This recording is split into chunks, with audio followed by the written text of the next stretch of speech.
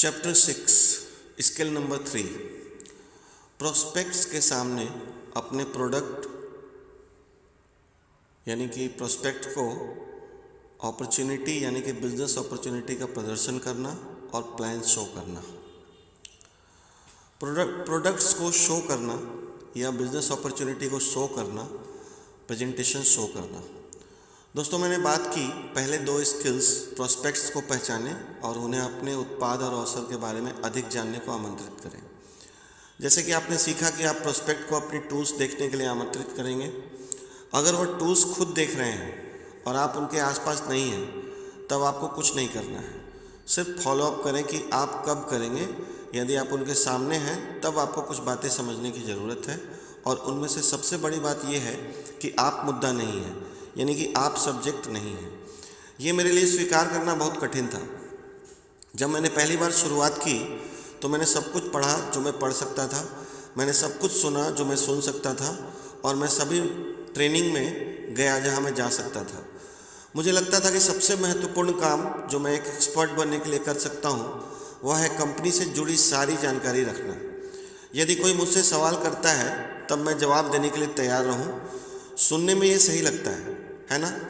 मैं किसी के साथ बैठ जाऊं और कहूं, मैं आपको हमारे उत्पाद के बारे में बताता हूं, मैं आपको हमारी कंपनी के बारे में सब बताता हूं, मैं आपको हमारे मार्केट प्लान के बारे में सब बताता हूं, मैं आपको हमारे सपोर्ट सिस्टम के बारे में सब बताता हूं। अगर आप बड़े और सफल संगठन का निर्माण करना चाहते हैं तब इस रास्ते के साथ बड़ी समस्याएं हैं। पहली समस्या थी कि मायने नहीं रखता कि मैंने कितना सीखा है। मेरे लिए हमेशा एक सवाल होता जो मुझे आउट कर देता था, और जब से मैं खुद को एक्सपर्ट की तरह प्रस्तुत करने लगा था, और यदि मैं आउट ही हो जाता तब वह प्रोस्पेक्ट पूरे अवसर पर यानी पूरे के पूरे इस अपॉर्चुनिटी पर सवाल खड़ा कर सकता था। दूसरी समस्या थी कि अधिकतर प्रोस्पेक्ट्स जानते थे कि मैं एक्सपर्ट नहीं हूँ, इसलिए जब मैं लोगों के सामने खुद को एक्सपर्ट प्रस्तुत करता था उन्हें पता होता था कि यह सच नहीं है, और उन्हें अधिक उलझन में कर देता था। तीसरी समस्या थी कि अगर मैं खुद को एक्सपर्ट दिखाने में सफल हो भी जाता था तब मेरे संगठन के अन्य सदस्य ये सीखने की इच्छा नहीं रखते थे। परिणाम ये हुआ कि मैं हर अवसर दिखाने वाला व्यक्ति बन गया था। संगठन का निर्माण करने का ऐसा कोई रास्ता नहीं था जो इस रणनीति के साथ डुप्लीकेट हो जाए। डुप्लीकेशन के बिना नेटवर्क मार्केटिंग एक नौकरी है। शुरुआती दिनों में नेटवर्क मार्केटिंग मेरे लिए एक नौकरी थी। मेरा कोई डुप्लीकेशन नहीं था क्योंकि मैंने अपने आप को मुद्दा बना लिया था। लेकिन मैंने निर्धारित किया और निरीक्षण करना शुरू कर दिया कि सबसे सफल डिस्ट्रीब्यूटर कैसे अपनी प्रेजेंटेशन करते हैं। प्रोफेशनल्स कभी खुद को मुद्दा नहीं बनाते हैं। इससे भी ज़्यादा वे खुद को एक्सपर्ट के रूप में प्रस्तुत नहीं करते, बल्कि वह एक सलाहकार की तरह प्रोस्पेक्ट को टूल्स और इवेंट्स से जोड़कर शिक्षित करने में मदद करते हैं। यदि कोई प्रोस्पेक्ट सवाल करता है तब वह जवाब देने का मार्गदर्शन करेंगे, लेकिन वह सवाल का सीधा जवाब नहीं देते। प्रोफेशनल्स जानते हैं कि वह अपने ज्ञान और अनुभव से लोगों को ज्वाइन करा सकते हैं, लेकिन वह ये भी जानते हैं कि नए डिस्ट्रीब्यूटर को भी ऐसा करने में लंबा समय लग सकता है। इसलिए वह सरल रास्ते पर चलते हैं। जिस समय मैंने ये बात समझी तब से मैं इसके साथ चिपक गया हूँ। नेटवर्क मार्केटिंग में क्या काम करता है ये मायने नहीं रखता, बल्कि क्या डुप्लीकेट होता है सिर्फ यह मायने रखता है। ये हर नेटवर्क मार्केटिंग प्रोफेशनल के लिए एक मार्गदर्शक सिद्धांत होना चाहिए। प्रोफेशनल्स अपने स्वयं के ज्ञान की जगह टूल्स का उपयोग करते हैं। प्रोफेशनल्स अपने प्रेजेंटेशन की जगह इवेंट्स का उपयोग करते हैं। प्रोफेशनल्स खुद जानकारी देने की बजाय अन्य डिस्ट्रीब्यूटर का उपयोग करते हैं। प्रोफेशनल्स खुद को एक्सपर्ट की तरह प्रस्तुत नहीं करते, वह सिर्फ लोगों को उत्पाद और अवसर के बारे में बताने के लिए आमंत्रित करते हैं और टूल्स के द्वारा जानकारी देने में मदद करते हैं। प्रोफेशनल्स जुनून, उत्साह और विश्वास भरते हैं। यदि आपने कभी प्रोफेशनल्स को काम करते देखा है तब आप उनके अंदर एक संक्रामक आग देखेंगे। जुनून, उत्साह और विश्वास को अपनी प्राथमिकताएं बनाएंगे। प्रोफेशनली आमंत्रित करें और टूल्स को बाकी काम करने दें। कैसे किसी व्यक्ति को प्रभावी तरीके से उत्पाद और अवसर दिखाना सीखने के साथ साथ ये सीखना भी महत्वपूर्ण है कि कैसे लोगों के समूह में अवसर को दिखाया जाए। मैंने सुना है और मुझे लगता है कि ये सच भी है कि मार्कर रखने वाला व्यक्ति पैसे कमाता है। अन्य शब्दों में कहें, जो व्यक्ति लोगों के सामने अधिकतर प्रेजेंटेशन देता है वह ज़्यादातर पैसे कमाता है। जब मैंने पहली बार शुरुआत की तब मुझे लोगों के सामने बोलने में डर लगता था, लेकिन मैं महत्वाकांक्षी था। जब सबने कहा ये एक महत्वपूर्ण स्किल है, तब मैंने इस पर महारत हासिल करना निर्धारित कर लिया था। मैंने छोटी और प्रभावशाली प्रशंसा देना सीखना शुरू किया। अपनी कहानी बताना, ये सीखना मेरे व्यापार के निर्माण के लिए अत्यंत मूल्यवान था और आज भी है। लोगों की इसमें रुचि नहीं होती कि आप कितना जानते हैं, लेकिन वह रुचि रखते हैं तो आपकी कहानी में, जब तक आप उन्हें बोर नहीं करते। मैंने कुछ समय अपनी कहानी पर काम किया। 1 या 2 सुधार के बाद मेरी कहानी बनी। हाय, मेरा नाम एरिक वोरे है। मैं एक रिटायर्ड और अचीवर हूँ। मैंने 23 साल की उम्र में और 23 साल की उम्र तक 18 नौकरियाँ की हैं और मैंने सोचना शुरू किया कि मेरा भविष्य बहुत अच्छा नहीं दिख रहा है। मैं अपने कम परिणामों से शर्मिंदा था और मैं अपने जीवन के लिए कुछ करने का एक रास्ता देख रहा था।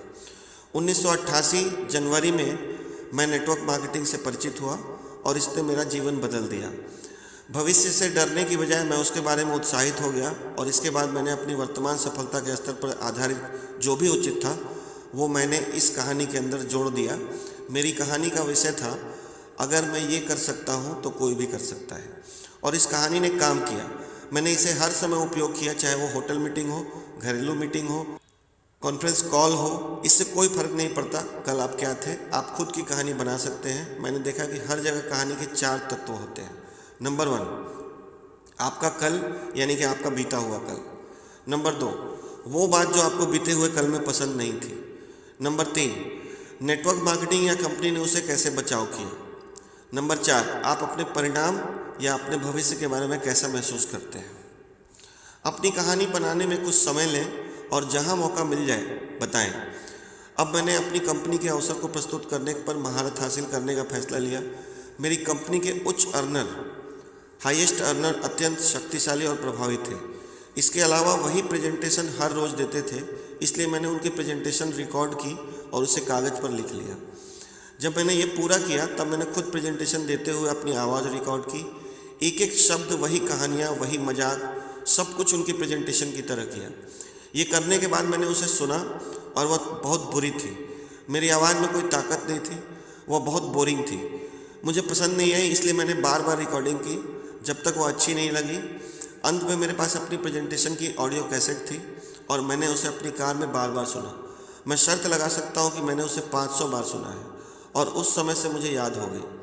आप विश्वास नहीं करेंगे, जो आत्मविश्वास मुझे इससे मिला था वह प्रेजेंटेशन देने की घबराहट छोड़कर प्रेजेंटेशन देने के अवसर में देखने लगा।